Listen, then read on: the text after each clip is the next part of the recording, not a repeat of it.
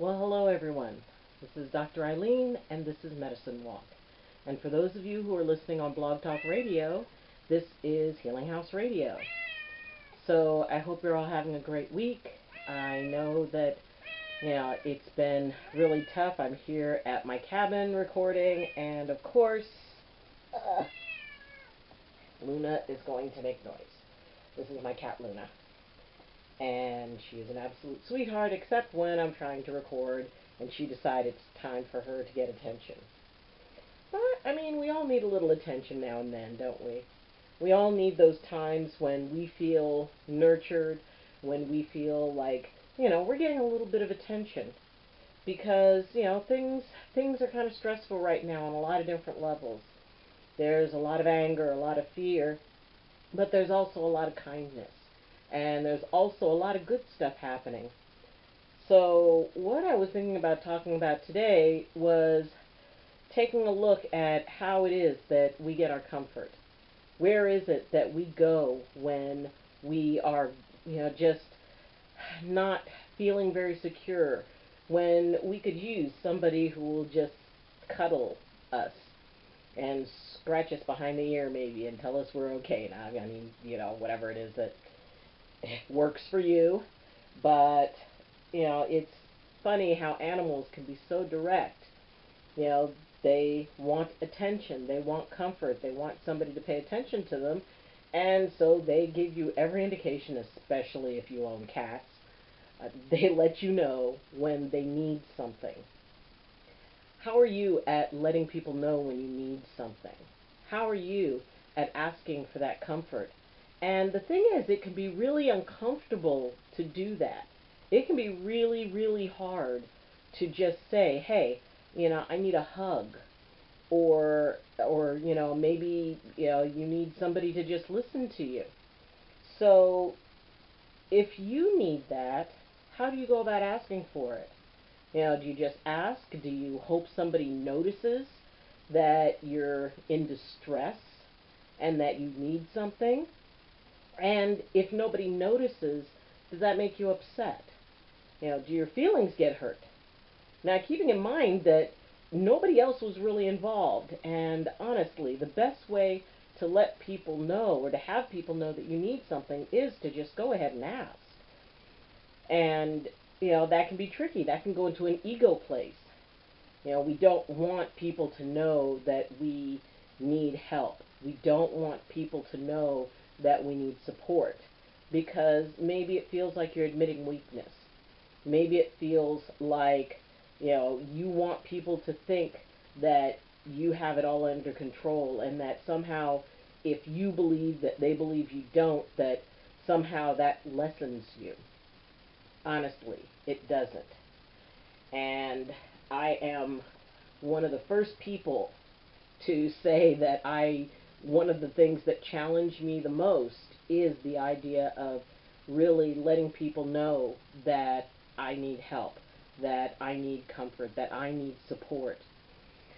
So how do we do that and still be able to, feel good about ourselves? Well, the first part is to go ahead and accept that everybody needs help sometimes. Everybody has those moments when they're not feeling, as strong maybe as they could be. Everybody reaches those places where, for whatever reason, you need to get some support. You need to get some attention. And Luna, go. Yes, and she is very good about letting me know when she's had enough attention. But the idea that we can find those people that we trust, find those people that we can talk to, and say, hey, I'm not doing real well right now. Can we talk? Or can we go do something together? Now, the important part of this is make sure you've got more than just one person, because that can be kind of a heavy load for one person to take.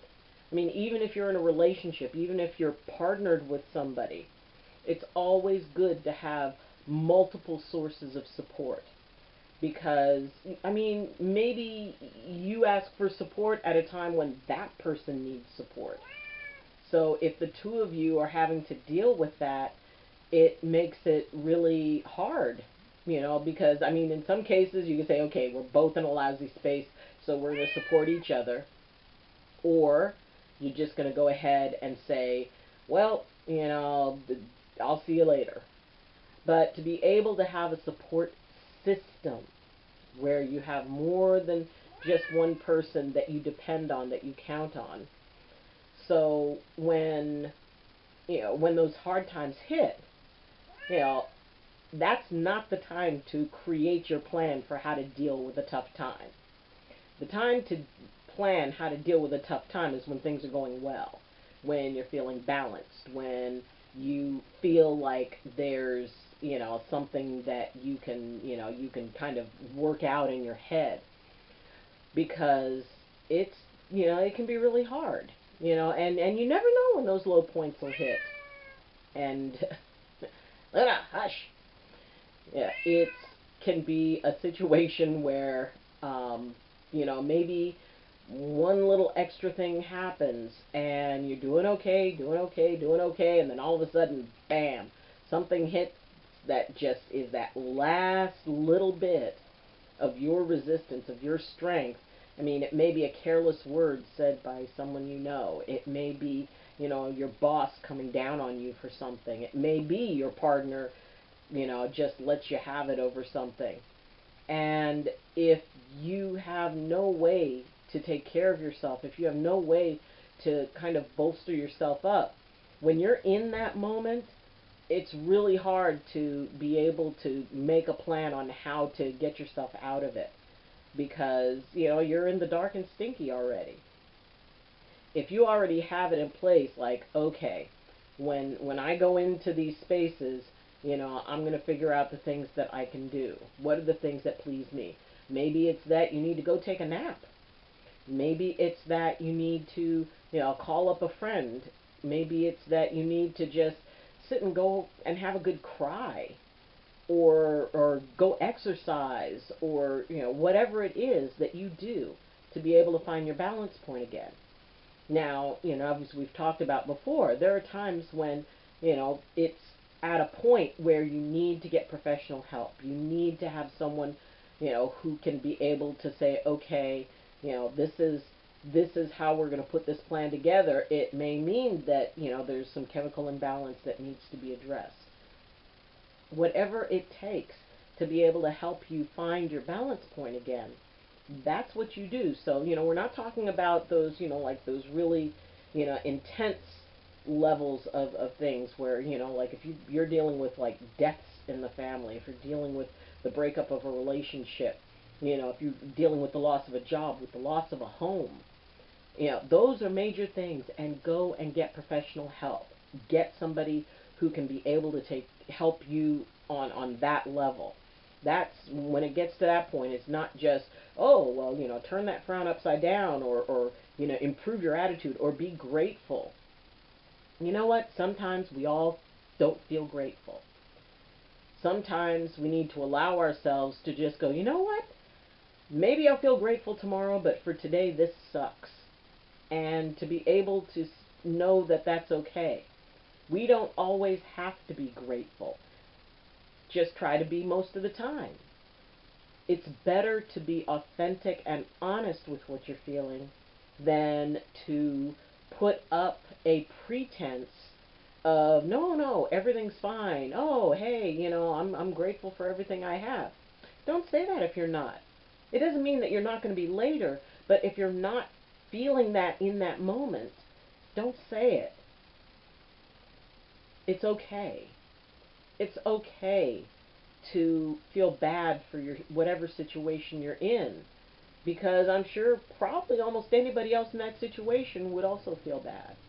That's natural to feel bad. It's normal to feel bad about things sometimes. And when you hit those places of feeling bad, then it's about being able to say, okay, what can I do to feel better? How can I be able to, bring balance back, and to find my eye of the storm, to find that space that you can be safe in, to find that space that you can be able to get your bearings, get your feet under you, and then go, oh, okay, well, let's go on from there. So consider the ways that you do that. I had been feeling really, really stressed because my whole focus was my work. Everything pretty much was about my work. All day was my work. Most of the evenings were my work.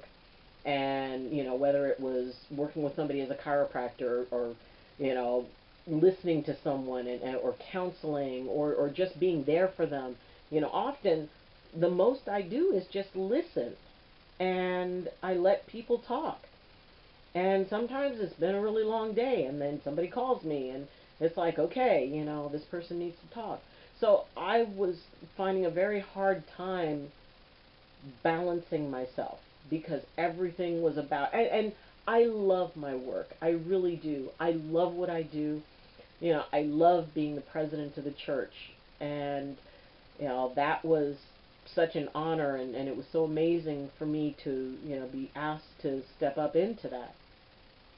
And it's work, and it's dealing with people. And yes, I'm happy and patient and kind most of the time. But there are times when, it just gets tiring. And so I started doing theater, like little community theater. And yes, the rehearsal schedules would, sometimes be very intense, and I'd have to schedule stuff around rehearsals and things like that, and I'm memorizing lines. But I found that it allowed me to not be me. It allowed me to step outside of what I was doing and the issues I was having, and it allowed me to play make-believe. It allowed me to pretend. It allowed me to say, hey, I don't have to be that responsible person. I can be this wild character. And I would really, really, really recommend it to anybody because we all need to play Let's Pretend. We all need to step away sometimes and to embrace something different. And maybe it's, a little community theater. Maybe it's creating a YouTube channel so you can sit and you can, talk about things. Maybe it's singing, and I don't care. Don't tell me you can't sing. Just most of us either sing in a shower or maybe we sing in the car. You're probably not as bad as you think you are. And, maybe even if it is just sitting at home and singing to yourself. Maybe it's, getting involved in, in a little choir, nothing big, nothing intense. If you go to church, see about joining the church choir. You just blend in with the other voices.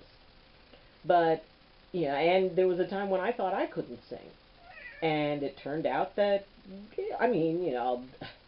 ain't no singer losing sleep over me, but it turns out that I actually have sort of a pleasant voice. And the more I did it, the more confident I felt. And so the more I sang. So finding something, and when I'm singing, I can just kind of, pretend and picture myself as that singing person. So whatever it is that you want to find, whatever it is that you feel is that opportunity for you to just step out of your life. Okay, Luna, come on, come on, come on, come here. When you own a cat, it's fascinating because cats are amazing teachers when it comes to just indulging. All right, here you go. Indulging and being, and my cat loves being held like this. She really does. It always quiets her down. But they're so in the moment. I mean, dogs can be in the moment too, but dogs have that pack mentality. Dogs, they want to be a part of things.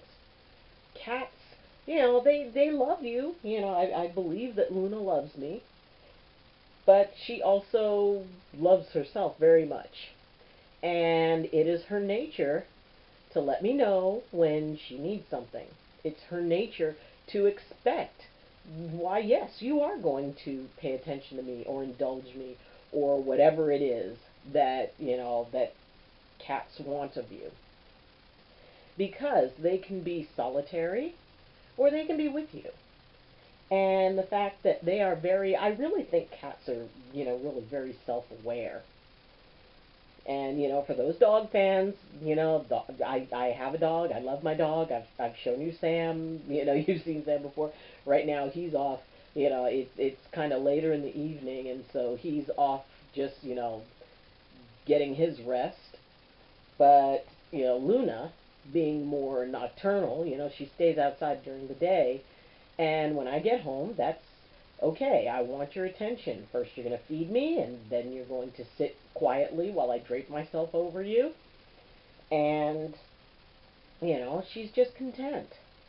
And her being content kind of makes me content. I mean, if you have ever, been not feeling quite so cool, and, you suddenly have a cat climb up on you and just go to sleep or start purring, it's kind of tough not to feel, sort of cool about that. It's kind of tough to stay stressed out when you've got a cat sitting on you purring. And, I like to kind of take a clue from her. I kind of like to use her as my make-believe. It's like, okay, if I were a cat right now, would I be letting this stuff bother me? Nah, probably not. The only thing that I would be concerned about is who's going to feed me, when am I getting fed, do I get to go outside when I feel like it, and who is going to sit and cuddle me when I feel like I want to be cuddled. So it's, it's take a lesson from your pets. Take a look at your pets. Take a look into nature. It's not about getting stressed out. It's not about worrying about, what you're going to do and how you're going to appear. The funniest thing that I really have ever seen Luna do, she was trying to jump from the couch to the table, and apparently she misjudged it. And so she slides across the table and falls off. She gets up as if, it's like, that never happened. That never happened.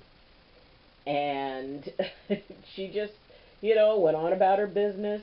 She didn't sit there. She didn't look at me like, oh my gosh, you saw me fall or whatever. She didn't bother with it. All she did was like, okay, that didn't happen, and just go along looking just as cool and composed as she ever did. And it's funny to watch cats lose their cool. But we all lose our cool sometimes. We all have moments where, we trip on that crack in the sidewalk and do that weird pinwheel thing with our arms and then realize other people can see us. But, the trick is not getting so wrapped up in it. I keep scratching my nose because I get cat hair in it. The idea is don't get so wrapped up in what it is that the impression you want to give, how you worry about how you look. Don't worry so much how you look. Worry about how you feel. Don't worry about what the outside world is looking at. Worry about what your inside world is doing. How are you feeling inside of yourself? I mean, there are people who, just plain don't care.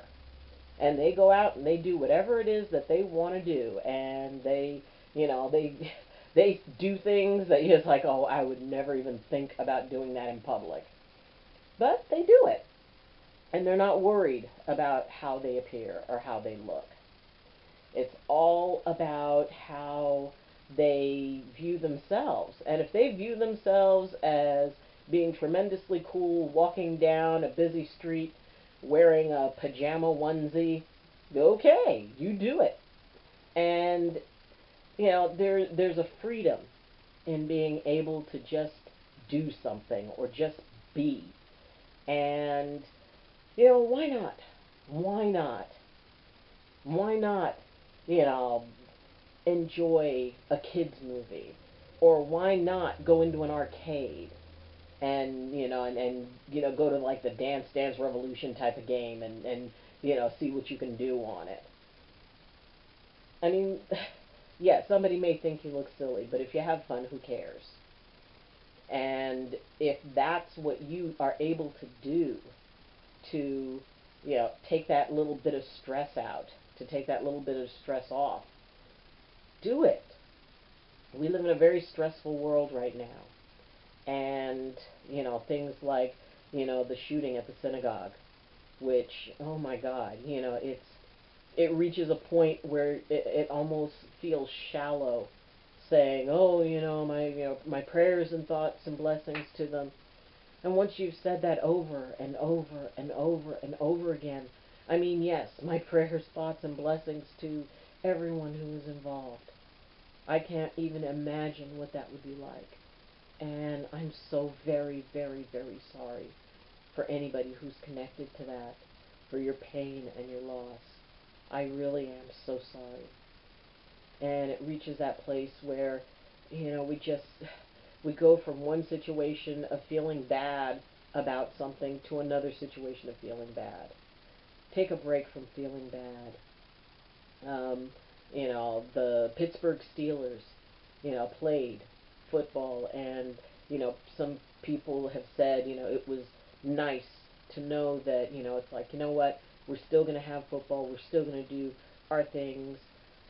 There was a letter that, back in 2015, there was an attack in Paris, and it was a terrorist attack, and a husband and father, lost his wife, and he wrote a letter to the terrorists, and it was titled, I will not give you my hate, or something like that. I posted it on Twitter. So if you go to my Twitter page, and, and if you do, feel free to follow. I posted it. I also posted it on the Facebook, and it was a repost, and I posted it once years and years ago, back when it happened, because it was so beautiful that this person who had experienced this loss said, you are not going to, I am not going to hate you because that's what you want from me. And I am not going to add to this. I will have a good life. And my son will have a good life because you don't get his hate either. And, and it was so powerful. And this morning I decided, no, I need to bring that back up. Mostly just for me. But it was still a very good, very, very powerful, very important message. That just because we're surrounded by fear and hate and anger and resentment doesn't mean we have to make it a part of us. It doesn't mean that we have to fall into despair just because despairing things happen. Despairing things are always going to happen. But, if you can find those little places of peace, of balance, of silliness, of lightness, if you can still see that this world is overall a better place than that. The sadness isn't all there is to life, to this planet and this world. Sometimes you just decide when you want to do something, and how you want to do something, and how long you want to get cuddled, or how long you don't. But you can decide what you make of your life experiences. So please, please. And if you are going through, if these events have triggered you in any way, if they've triggered up something, deep inside of you, please get help. Talk to somebody about it. These events are very triggering. These events bring up things in us. Fears and anxieties and anger. So if something has done that and has created that in you, then, don't be afraid to deal with it. Don't hide it. Get help, because help is out there. And if you need a hug, get a hug. If you need somebody to tell you that, I'm sorry you're going through what you're going through, I am. And if I could reach out and hug you, I would. And if you're in the area, if you're in the San Francisco Bay Area, and you come to one of the events, like on Sundays over at my church or whatever, then if you come up and say, hey, I watch you on YouTube and I've come to collect my hug, I'll give you a hug. So get help. Know that there is balance in the world still. No matter what, all of these things that have happened, there are still more good people and more good things in this world than there are bad. Light is stronger than shadow, but they're both there in balance. So find something that will allow you to get comfort. And good luck. And if there's something that particularly comforts you, maybe somebody else would appreciate knowing about it. So, tell people, hey, you know what? When I need support, here's what I do. And you can post it in the comments if you like. So, thank you for joining me. Thank you for sharing this space and this time. Doing this channel is really special for me, and I know, sometimes the lighting's off, sometimes, other things are off, but, I feel that I'm improving, and I feel it's getting better, and, when I can afford better equipment, then I will get better equipment and better lighting and all that. But for now, what you get is me. What you get is coming straight from my heart. And when I say my heart to yours, I mean it. And I believe in you. And together we can do this. Together we can do anything. And just remember, we're all in it together.